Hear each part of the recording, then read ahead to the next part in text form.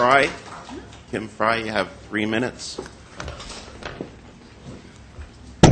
All right, thank you very much. I'm pleased to go after Jeff just to speak about the arts and culture. I wish I could be here with my 8-year-old daughter. She's in today's grid with her electric guitar after attending Rock Girls Camp. And her interest in music was really started by going to music programs at libraries and at our community centers. So the direction she's going in, she hopes to be a cultural producer, has started through her exposure to the arts, which was funded by our city. My name is Kim Fry. I'm a student, a master's in teaching student at the University of Toronto, the mother of an 8-year-old. And my daughter would be here, but she's on a field trip with her City of Toronto swim camp. Today, I'm here because I care about our city, and I just want to express that I feel really proud of the citizens of Toronto, the buzz in the hallways, the hundreds and hundreds of people who are watching the deputations, signed up to give deputations. And we're here today because we're showing you why we love Toronto, and we're telling you that we don't accept the direction you're taking our city in. We've been told we have to do the KPMG study because the city is out of money. We've been told that we have no choice. And I'm speaking here today because we do have a choice. Mayor Ford is choosing to attack public services. I choose that we work together to create a Toronto that is even better. A Toronto that recreates itself to be even more just, even more democratic, even more sustainable. The irony is that 15 years ago, our mayor and many of you on council supported the Harris government, who also tried to manufacture a crisis so they too could cut taxes, create tax loopholes, and then justify gutting education, healthcare, social services, and affordable housing. And it is because of the Harris era, which forced our city into amalgamation and downloaded services without providing revenue, that Toronto has had to struggle to balance our books. And just like the province, we don't actually have an expenditure crisis. We have a revenue generation problem. And the reason we're being presented with the false choice of deep cuts or large property tax increases is because Ford has shown himself to be fiscally irresponsible in drying up the reserves created by our former council and eliminating the vehicle registration tax. It is clear that there is a program to eliminate the public from our great city. And this mayor wants to privatize it all. Nothing should be public anymore in the Ford nation. I feel worried about the coming years and the impacts the cuts will have. If we let this Ford program unfold, I'm certain that it is our children who will pay the price and our great city will crumble. We will be buying back things that we've sold off down the road.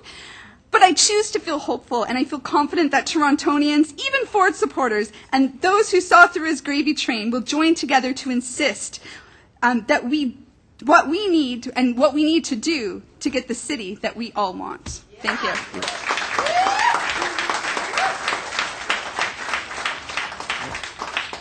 Councillor Vaughan. One of the refrains we've heard today is that we should be looking for Ottawa and Queen's Park to solve the problems, but you seem to think that some of the problems can be solved in Toronto. I'm curious as to which of the areas that you think we should be focusing our attention on to improve services rather than cut services. Sure. Well, I think the first thing we need to do is reinstate the vehicle registration tax. I think Toronto's constrained. We're not able to generate a lot of revenue because we're a municipality, and yet we've had previous governments download services without necessarily giving us the ability to generate revenue. And I think the previous council didn't fight hard enough, but did win some concessions in terms of us being able to be creative in terms of how we get revenue. And I think we need to reflect back on that, and we need to also continue to push other levels of government, particularly the province, to see that they also have a revenue generation problem and that the tax loopholes that were created by the Harris government need to be closed. We need to be generating revenue both at the provincial level and at the municipal level. We can't have services unless we have money to pay for them. And which of the services where you would, if the vehicle registration tax was available to us and the $60 million that, or actually I think it would be higher this year, 65 was estimated this year, but if that money was available, where would you prioritize its expenditures? What are the services that are falling behind right now that need a boost?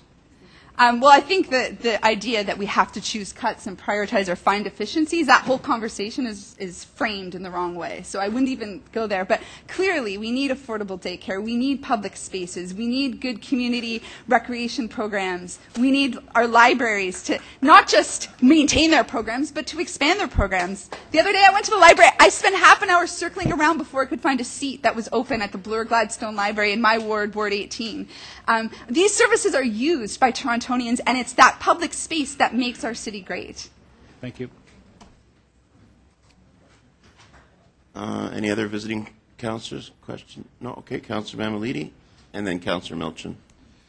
I'm sorry, did I misunderstand? You said that amalgamation created the problem with the, or you said that there was a problem in maintaining the books in Toronto previous to amalgamation? No, I was saying that Harris forced our city into amalgamation, and we have a mayor and councillors and a regime here in Toronto that actually supported that. You're aware that the former city of Toronto had a problem in balancing its books before amalgamation? Yes, it did. Oh, yes, it did. I think that's a matter of debate. Yeah, we can agree to disagree on that. And we can also agree that there are parts of the city, perhaps, that don't want to continue subsidizing other parts of the city? I would disagree with you. Oh, okay. Yeah. All right. Thank you. Sure. Yeah.